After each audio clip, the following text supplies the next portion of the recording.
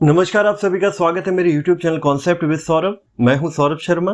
आज डिस्कस करेंगे एक कॉम्प्लेक्स आइडेंटिटी है z1 square minus z2 square. इसको प्रूफ करना है जो हमारा राइट साइड में दिया हुआ टर्म है उसके इक्वल। आइए शुरू करते हैं। किस तरीके से इसे प्रूफ कर सकते हैं।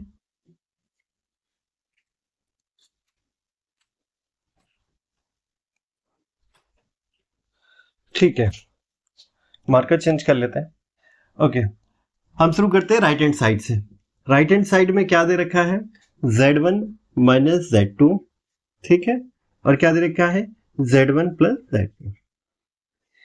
ये जो एक्सप्रेशन है इसको क्या मैं इस तरीके से लिख सकता हूं, z1 plus z2 minus z2 z1 plus z2।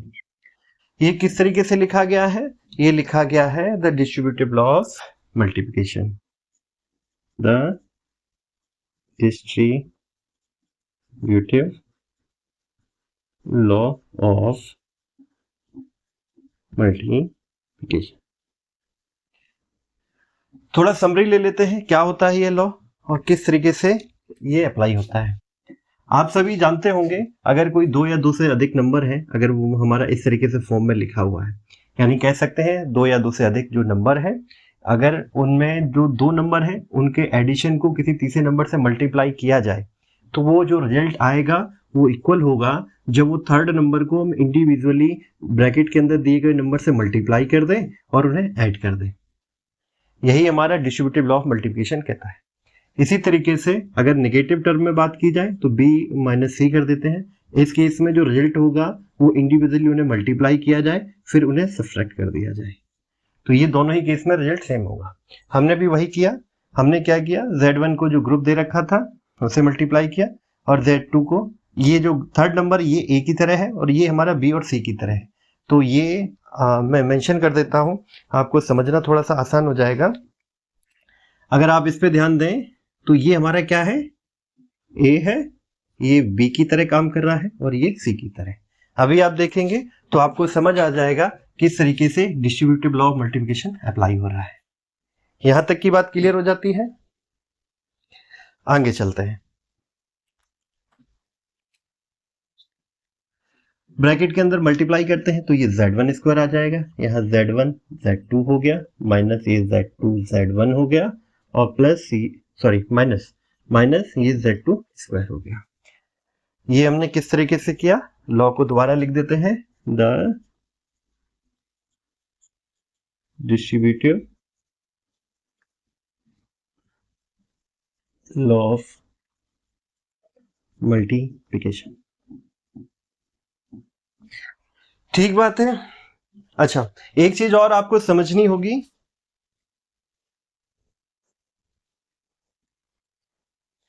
ठीक है, एक चीज और आपको समझनी होगी कि कम्यूटेटिव लॉ क्या कहता है, उसको और मैं एक बार बता दूं तो ये एक्सप्रेशन हम आगे सॉल्व कर सकते हैं। जहां आप देख रहे हैं कि z1 z2 लिखा हुआ है या माइनस z2 z1, क्या इसको कैंसलाइज किया जा सकता है, आइए समझते हैं। जो कम्यूटेटिव लॉ है वो क्या कहता है, कम्यूटेटिव लॉ ऑफ मल्टीप्लिकेशन।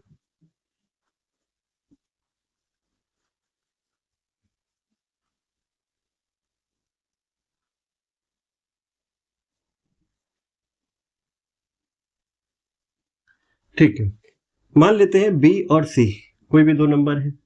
ठीक है, इसका जो रिजल्ट आएगा वो उस नंबर के ऑर्डरिंग को चेंज करके मल्टीप्लाई करने पे जो रिजल्ट आएगा उसके सेम होगा। यानी कोई भी दो नंबर दे रखे हो या तीन नंबर दे रखे हो, अगर मैं उनकी ऑर्डरिंग को चेंज कर दूं फिर से उन्हें मल्टीप्लाई करूं तो रिजल्ट सेम रहेगा। यही आपका कम्यूटेटिव लॉ कहता है। ठीक है, तो यानी कि बात क्या, इससे रिजल्ट क्या निकला कि z1 z2 है और ये z2 z1 है, ये दोनों वास्तव में एक ही टर्म है, यानी ये जो रिजल्ट जनरेट करेंगे वो सेम ही होगा। तो मैं क्या करता हूं, इसको एक फॉर्म में लिख देता हूं। यहाँ z1 z2 लिखा है तो मैंने भी z2 z1 को z1 z2 के फॉर्म में लिख दिया, माइनस z2 स्क्वायर। क्यों किया गया, ये किया गया कम्यूटेटिव लॉ यही कहता है।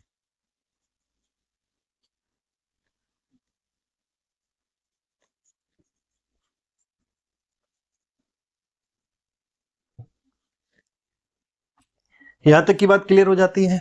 ये प्लस है ये माइनस है, दोनों हमारे कैंसिल हो जाते हैं टर्म, और जो फाइनल जो आंसर आएगा वो z1 square minus z2 square, जो हमारा लेफ्ट हैंड साइड है।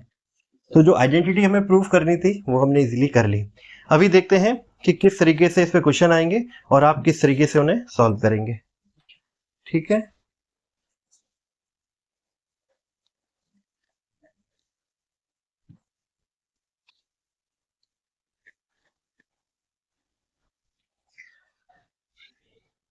मैं इस आइडेंटिटी को लिखे रहने देता हूं, क्वेश्चंस की बात कर लेते हैं।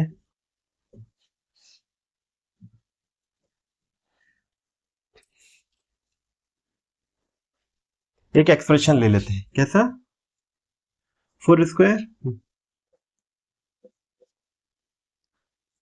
1 प्लस आई स्क्वायर। मैं देख लेता हूं यही नंबर है मेरा, हाँ ठीक है।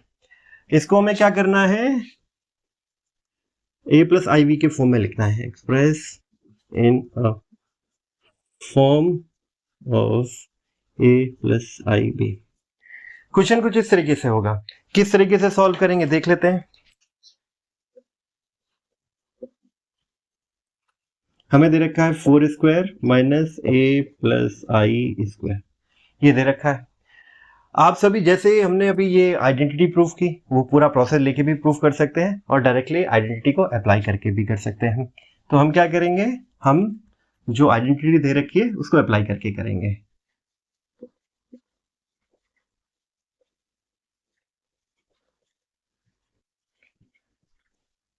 जो आइडेंटिटी है वो मैं लिख देता हूं, ये क्या है, z1 प्लस z2 माइनस जिस फॉर्म में दे रखा है ना उसी फॉर्म में वापस लिख रहा हूं इसको, z2 इसके इक्वल होता है। अगर ये z1 है ये z2 है तो किस तरीके से लिख सकते हैं, तो हम लिख सकते हैं 4 प्लस माइनस 1 प्लस आई स्क्वायर, इसको हम लिख सकते हैं 4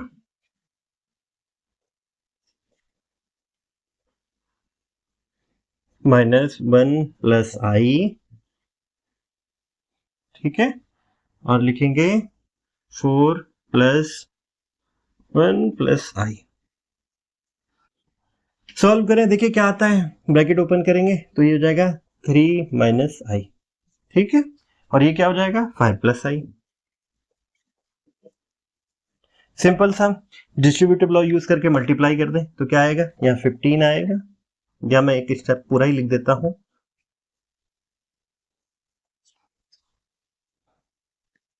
यहां हो जाएगा 3 5 प्लस आई माइनस आई 5 प्लस आई, ठीक है। एक स्टेप और बढ़ जाते हैं आगे, तो ये हो जाएगा 15 प्लस 3 आई माइनस 5 आई माइनस आई स्क्वायर। यहां तक की बात क्लियर हो जाती है, आगे चलते हैं। ये कितना, -1 हम सभी जानते हैं, इस एरिया में सॉल्व हो जाएगा। यहां शुरू कर लेते हैं, हम सभी जानते हैं आई स्क्वायर कितना होता है -1, तो ये -1 होगा और माइनस साइन तो ये प्लस हो जाएगा। तो यानी कि जो हम सॉल्व करेंगे वो कैसे हो जाएगा, 16 माइनस 2i। क्या ये a प्लस आई वी के फॉर्म में है, फिर से एक बार रिवाइज करा देता हूं। ये हमारा रियल पार्ट है जिसे हम आर ई बोलते हैं, आर ई z1 z बोल देते हैं। ये हमारा इमेजिनरी पार्ट है, इसको हम क्या बोल देंगे, आई एम z। उम्मीद है ये वीडियो आपको समझ आया होगा, हमने जिस टॉपिक्स को डिस्कस किया है वो क्लियर हुआ होगा। किसी तरीके का डाउट है कमेंट कीजिएगा, फिर मिलेंगे नए टॉपिक के साथ, तब तक के लिए धन्यवाद।